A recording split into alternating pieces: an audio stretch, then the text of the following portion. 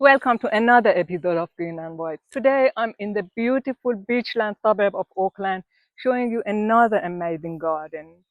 Well, I might be a bit biased because Britta is my auntie, but what makes her garden special is not just my connection, but her incredible eye for detail and beauty as a professional photographer. Let's take a look together and hear the story behind Britta's awesome garden.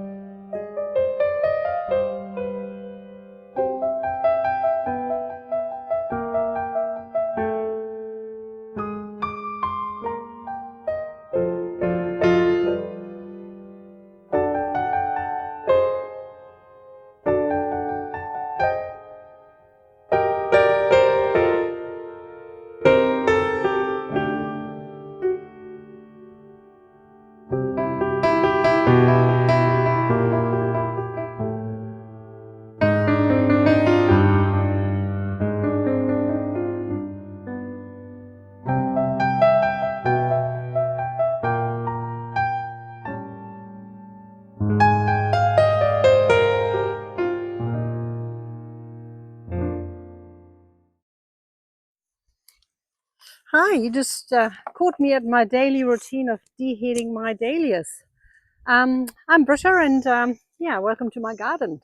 This is a very normal quarter of an acre section garden, pretty much the old style, and it gives me great pleasure. I have to say, without my garden, I wouldn't really enjoy life as much as I do it, and as much as I do, and I do find always things to do. Deheating is one part of it, and as you do, deheat, you start thinking about life and you sort of think about what else you can do in the garden. So it's forever evolving. My garden never stays the same. And what I love about dahlias in particular is that they come back every year. They come back every year at a different interval. As you can see, there are some that are still starting to come up. Others are more or less in the middle of their flowering. It's an exciting journey. And what I find lovely as well is what pops out without me having planted anything really. Like we've got tomatoes there that have just self-seeded themselves, and quite a few, or I'd say more and more perennials that I grow. In my garden, I have different sections here. We have the flower garden, we've got the vegetable garden, we've got my office and the bird bath, which is really, really cool for all the birds in here. We've got beehives that are really, really entertaining because they go zoom in, zoom out, zoom in, zoom out all day. Yeah, and a lot of little things like a fernery that I've started. And I just, as I said, really enjoy my garden. Little things I find are helpful. I just had to stake one of my dahlias. And when you look at this, doesn't that stick out like a sore thumb? All my other stakes I've nicely colored black, and I shall color this black as well because I hate it sticking out like a sore thumb. Okay, yeah, let us have a look. Let us have a little walk. This used to be my absolute masterpiece. I was so proud of having the water tank with my vertical garden. So where we are now is basically, there is my office. And what do? We on tank water in Beachlands. That means you have either one of these beautiful plastic or concrete water tanks sitting in the middle of your garden, or you have it underground. A lot of people now have them underground, which is, of course, saving a lot of space. But as we moved here such a long time ago, they're all overground. And then when I sit in the office, you can just imagine the view I have of a grey water tank wooden. It's not very nice. So I started having a builder as a husband was always good. He built me this frame, and I made up little sort of Gamian baskets, I call them. You know, when they have baskets made out of chicken wire or wire, and they fill them with rocks or whatever you can find. And that's what I did. So I started with a lot of succulents. I've got some bromelias here, but as well little things I found at the beach. You know, you sort of just, oh, that would fit in the garden. Whenever the kids brought back home a whole lot of shells, that I didn't want necessarily in the garden, they went on the water tank. So it's a little, it's a storytelling water tank, this one. I have a little door here with a lock. I've got a big rope and all sorts of other little elements that we've collected over the years. And so the jasmine grows on top, it grows all around. And of course, that's the only part I have to cut back all the time. The succulents are very hardy, so I can really recommend this. What happened now is that I unfortunately have to dismantle this, so the water tank will have to go. What I have done though, I'll just show you this, which I think is absolutely decorative and totally underestimated. So this used to be a panga, and the pangas were everywhere here. I've started taking those out already, but the design of those is so intricate. It's really, really beautiful, I think. And so if you got a space and you want to sort of put something in there, it's just, it looks great, doesn't it? So that was my transformation, and I'll show you a photo of what it used to look like. Look at that. I can see my tomatoes are starting to ripen. Very, very cool. These are fancy Ukrainian tomatoes, by the way. So-called Ukrainian tomatoes, no idea where they come from. They have their title, they're heirloom ones, and they really, really taste beautifully. We have a big, big problem here, and those are birds that love everything I grow, most of it, apart from onions. I don't think they touch the onions. But so Paul comes in really handy sometimes, doesn't he?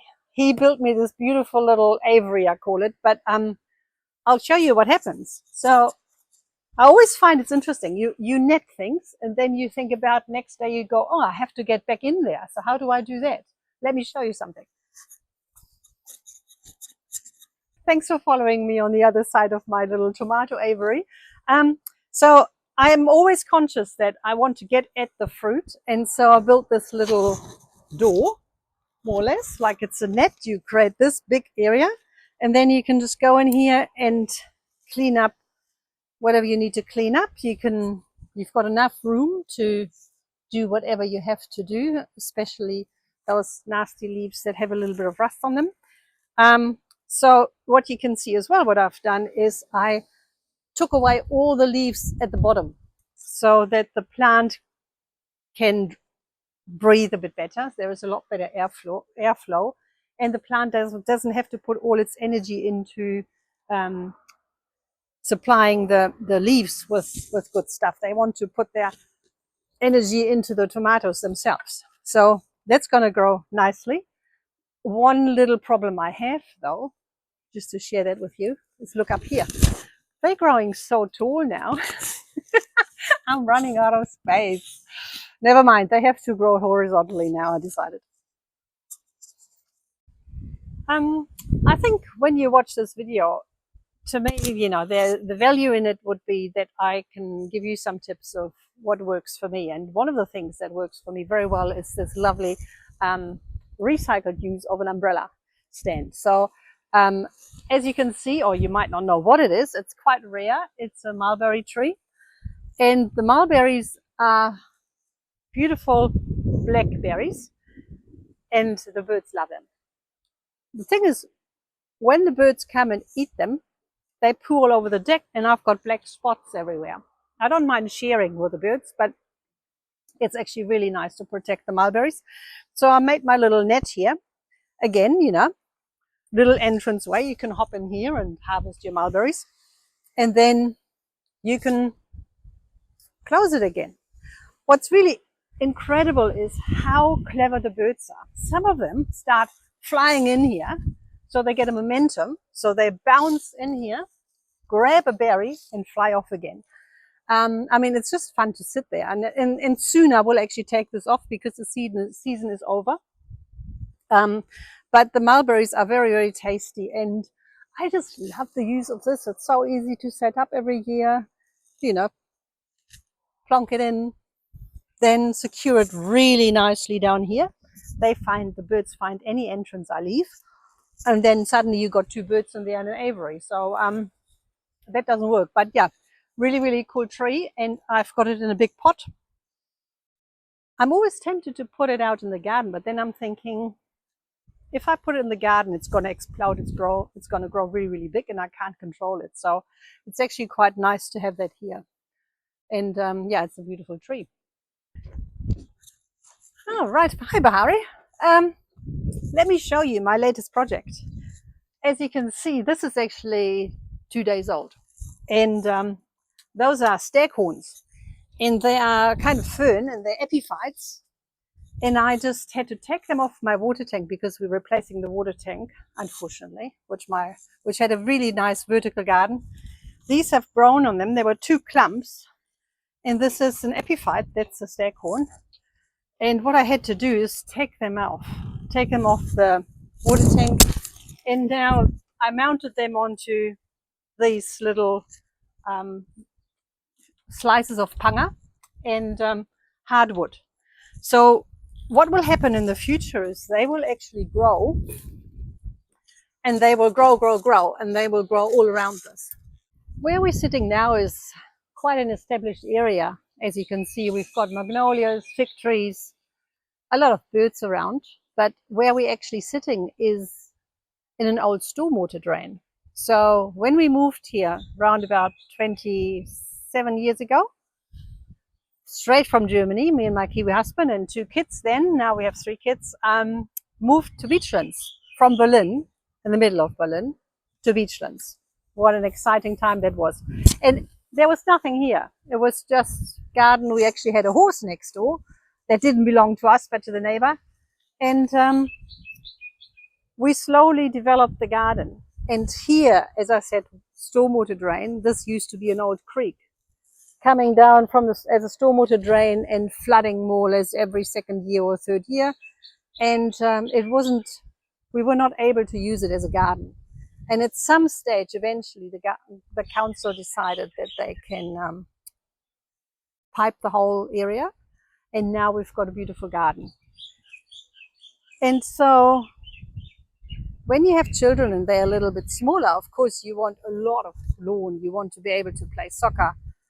My husband, he built a bit of a path along old poles of fencing, and that was planks on top of those poles, and that was our parkour for the kids to run around on and have a good time, really. Now they've all grown up, we can concentrate on a little bit more flowers, but very much as well concentrate on an edible garden.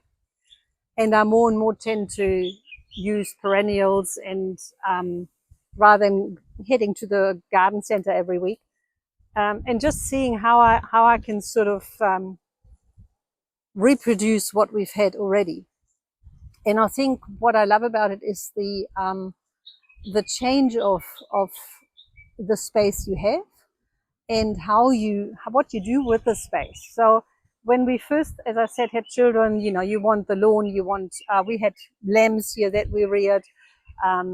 It was quite a rural farmyard, I would say. And now it's more decorative and very calming, I find. So as I said before, I work from here. And some of my clients really love to come here for the garden, for the good coffee, and for a chat, and just being away from the hustle and bustle. And where we live here in Beachlands is still Auckland, but we are 50 kilometers towards the east of Auckland, close to Maraetai. And if I have to go into the CBD to see my clients, I just take the ferry, and it's a 35-minute ride. And I'm in the middle of Auckland. So it's for me, the best of both worlds, because we have the beaches to go down to and have a swim. Lifestyle-wise, it's hard to beat, really, isn't it? I mean, you can surely find other spaces in New Zealand which are nice. This is a good mixture while I still work, to actually being able to get into the city really quickly without sitting in a traffic jam, and enjoying ourselves here. My approach to gardening is really trial and error. I have to say, a lot of plants have not made it. And my attitude is, come on, plants, you have to do it. If you can't survive, then I'm sorry, this is not the right garden, because I don't want to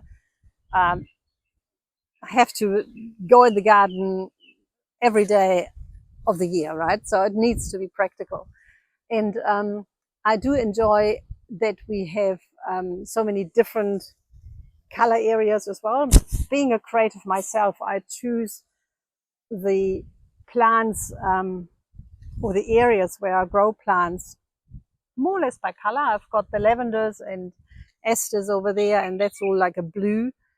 Purple area, we've got the astromerias and the dahlias, and they're all, and the roses, they're all sort of orangey, yellow, reddish. And I think that sort of defines the space for me quite nicely. Yeah, I think that thinking about what my garden is for me is it's a space where I feel I can get lost in a good way. So thank you for visiting my garden. I think interesting, isn't it? I could talk about it for hours, as you might have noticed. But um, I just want to encourage you to have a look and have a go at your own garden. It doesn't need to be perfect. Mine is certainly not a manicured garden, but it's my garden, and it's sort of it suits me, you know. And I sort of do as much work as I can. If I don't have time, then I don't have time, and that's it.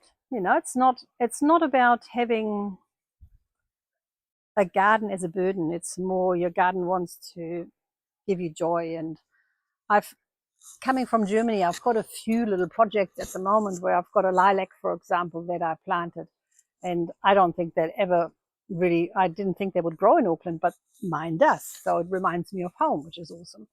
And I've got some German gooseberries planted in the garden, in the vegetable garden. They haven't had any fruit yet.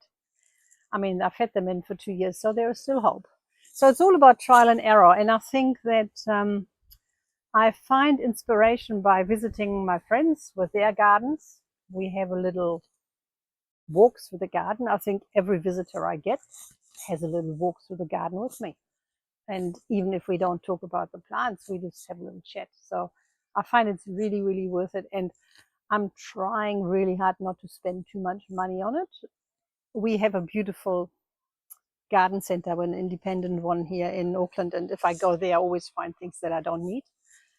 But that's part of it as well. You know, it's having a bit of therapy when you go out there and you just forget everything and just concentrate on the weeds. No, not necessarily, but you know, finding your own way is really what I wanted to say. And you learn year by year. So you might start with one corner and then just go mad, like I just did 2 years ago about dahlias, and suddenly I just grow dahlias everywhere. Whatever takes your fancy, really. It should be fun.